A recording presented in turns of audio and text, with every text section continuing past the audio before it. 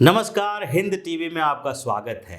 अब उत्तर प्रदेश में भारतीय जनता पार्टी के चुनावी अभियान की जिम्मेदारी केंद्रीय गृह मंत्री और भाजपा के पूर्व अध्यक्ष अमित शाह ने संभाल ली है। पिछले दिनों अमित शाह ने मैराथन बैठक की। इसमें योगी आदित्यनाथ को भी बुलाया गया, उत्तर प्रदेश से संबंधित केंद्रीय मंत्रियों को भी बुलाया गया और उसके साथ साथ धर्मेंद्र प्रधान और राधा मोहन सिंह भी उस बैठक में थे। उन्होंने उत्तर प्रदेश विधानसभा चुनाव के लिए एक बड़ी रणनीति बनाई और सबको जिम्मेदारियां भी दी। इसके साथ साथ उन्होंने खुद भी अपने ऊपर एक जिम्मेदारी ली कि किस तरह से भाजपा के लिए इस प्रचार के दौरान कार्यकर्ताओं का मनोबल बढ़ाया जा सकता है, उनको पार्टी से कनेक्ट किया जा सकता है और जो अभी की परिस्थितियां बन रही है जिसमें अलग अलग समीकरणों के बीच भारतीय जनता पार्टी के पिछले परफॉर्मेंस को कम करने के जो आधार तैयार किए जा रहे हैं, उसके साथ साथ ऐसा लगाया जा रहा है कयास और ऐसी बातें की जा रही है कि भाजपा इस बार चुनाव में पिछड़ जाएगी। उसके कारण जो भाजपा के कार्यकर्ताओं का मनोबल थोड़ा नीचे हुआ है, उसको बढ़ाने की जिम्मेदारी भी अमित शाह ने ली, क्योंकि भाजपा के संगठन में कार्यकर्ताओं में अमित शाह का एक बड़ा दबदबा रहा है और अभी भी वो बरकरार है। इस पूरे रणनीति को बनाने के बाद अमित शाह ने चुनावी अभियान की अपनी शुरुआत पश्चिम उत्तर प्रदेश से की, क्योंकि पश्चिम उत्तर प्रदेश भारतीय जनता पार्टी के लिए बहुत ही अहम है। अभी की चुनावी परिस्थितियों की बात करें तो भाजपा के लिए पश्चिम उत्तर प्रदेश में पूर्वांचल की अपेक्षा ज्यादा बड़ी चुनौती है, क्योंकि पश्चिम उत्तर प्रदेश में इस बार अखिलेश यादव का भी जोड़ है और अखिलेश यादव ने राष्ट्रीय लोक दल के जयंत चौधरी के साथ गठबंधन किया है। इसके साथ साथ जो अभी एक साल तक किसान आंदोलन चला, उसमें पश्चिम उत्तर प्रदेश के किसानों ने केंद्र सरकार के तीनों कृषि कानूनों के खिलाफ सबसे ज्यादा हंगामा किया, जबकि पूर्वांचल में वैसा प्रदर्शन नहीं दिखाई पड़ रहा था। उसके अलावा जो दूसरी बड़ी बात है वो है पूर्वांचल की जो स्थिति अभी बन रही है, उसमें भारतीय जनता पार्टी के पास दो बड़े सहयोगी पार्टी हैं जो ओबीसी का बड़ा आधार लिए हुए हैं। अगर ओम प्रकाश राजभर भाजपा छोड़कर सपा में चले गए हैं, तो दूसरी तरफ भारतीय जनता पार्टी ने डॉक्टर संजय निषाद की निषाद पार्टी के साथ और दूसरी ओर अपना दल के साथ गठबंधन कर लिया है।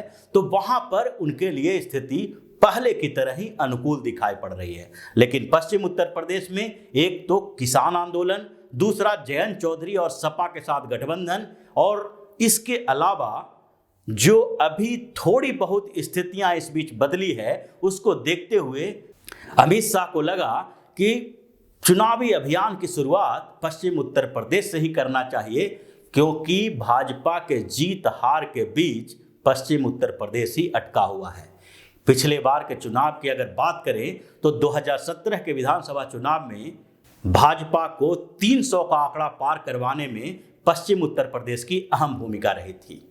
अगर यहाँ पर जो 10 फरवरी और 14 फरवरी को 2 चरणों का चुनाव होने वाला है, उसमें अगर देखा जाए पूरी स्थितियों को, तो पिछली बार में जो पश्चिम उत्तर प्रदेश के करीब 25-26 जिले हैं, उसमें से जो 71 सीटें 14 जिलों में पड़ती है, उसमें जो परिणाम उसका सामने आया था, उसमें 51 सीटों पर भारतीय जनता पार्टी की जीत हुई थी। अभी जो पहले चरण में 58 सीटों पर चुनाव होने जा रहा है, उसमें से 53 सीटों पर भारतीय जनता पार्टी की जीत हुई थी। यानी कि अगर 25 जिलों की बात करें, 11 जिले और 14 जिलों में से, तो 25 जिलों की 129 सीटों में से 104 सीटें भारतीय जनता पार्टी ने जीती थी। अगर यहां पर भाजपा का समीकरण बिगड़ता है तो भाजपा के लिए इस बार सरकार बनाना मुश्किल हो जाएगा, और यही कारण है कि जयंत चौधरी और अखिलेश यादव की जोड़ी को कमजोर करने, इनके खेल को बिगाड़ने के लिए, समीकरण को बिगाड़ने के लिए अमित शाह ने सबसे पहले कैराना को चुना। कैराना से उन्होंने एक बड़ा संकेत दिया। कैराना जाकर डोर टू डोर कैंपेन करते हुए अमित शाह ने पलायन का मुद्दा उठाया। पलायन एक बड़ी समस्या है, लेकिन उस समस्या के अंदर एक बड़ा संकेत भी छुपा हुआ है। पश्चिम उत्तर प्रदेश के कैराना में पलायन जो हो रहा था वो मुस्लिमों का नहीं बल्कि हिंदुओं का हो रहा था। और इस पलायन के सवाल से ही पूरे पश्चिम उत्तर प्रदेश में हिंदू और मुसलमानों के बीच चल रहे पहले से विवाद को एक आधार मिल गया है, फिर से एक चिंगारी सुलग गई है, जिससे 2013 में हुए मुजफ्फरनगर दंगे की भी याद ताजा हो जाएगी और उसमें अखिलेश यादव की उस समय की सरकार की भूमिका को भी लोग भूल नहीं पाएंगे। और अभी जो समीकरण अखिलेश यादव बनाने की कोशिश कर रहे हैं जयंत चौधरी के साथ मिलकर, यानी कि जाट और मुसलमानों को एक प्लेटफॉर्म पर लाने की, वो समीकरण ध्वस्त होने की संभावना बढ़ जाएगी।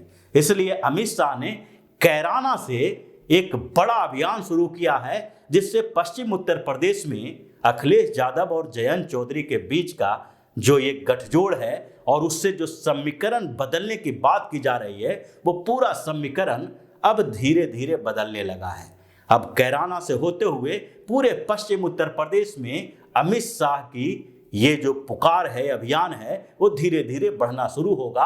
और पहले से ही जिस तरह से मायावती अपने टिकट का अनाउंस कर रही हैं, तो उसमें भी मुसलमानों को टिकट दे रही हैं, दूसरी तरफ कांग्रेस के लिस्ट में भी मुस्लिम हैं, और तीसरी तरफ जो दलित नेता चंद्रशेखर आजाद अपनी सूची जारी कर रहे हैं उम्मीदवारों की, उसमें भी दलित मुस्लिम समीकरण को आगे करने की कोशिश कर रहे हैं। तो पूरे ये चुनावी माहौल में अभी दलित और मुस्लिम समीकरण पश्चिम उत्तर प्रदेश में सबकी निगाहों में बना हुआ है। लेकिन अमित शाह के इस दौरे के बाद वहां पर एक नया समीकरण बनने जा रहा है, इन सारे समीकरण को ध्वस्त कर सकता है। और पश्चिम उत्तर प्रदेश में जिस तरह से भारतीय जनता पार्टी ने पिछले चुनाव में 100 से ज़्यादा सीटों पर जीत दर्ज की थी, उसको फिर से दोहरा सकता है। और इसे यही कारण है कि अमित शाह ने जो अपनी रणनीति में पश्चिम उत्तर प्रदेश को टारगेट किया है, उससे पूरे उत्तर प्रदेश का समीकरण अब अलग होने वाला है, भाजपा के तरफ जाता हुआ दिखाई पड़ रहा है। तो इसी तरह की खबरों के साथ फिर से हाजिर होंगे, तब तक के लिए बने रहिए हमारे साथ और देते रहिए हमें सहयोग, ताकि इसी तरह की खबर हम आपके लिए लाते रहें। धन्यवाद। अगर आपको हमारा वीडियो पसंद आया हो तो इसे लाइक करें, इस चैनल को सब्सक्राइब करें और हाँ, बेल आइकन भी दबाएं, ताकि आप तक हमारे वीडियो की नोटिफिकेशन पहुंचते रहें। हमसे जुड़े रहने के लिए अपने सुझाव हमें कमेंट बॉक्स में देते रहें। हमें आपके सुझाव का इंतजार रहेगा। हमारे साथ जुड़ने के लिए धन्यवाद।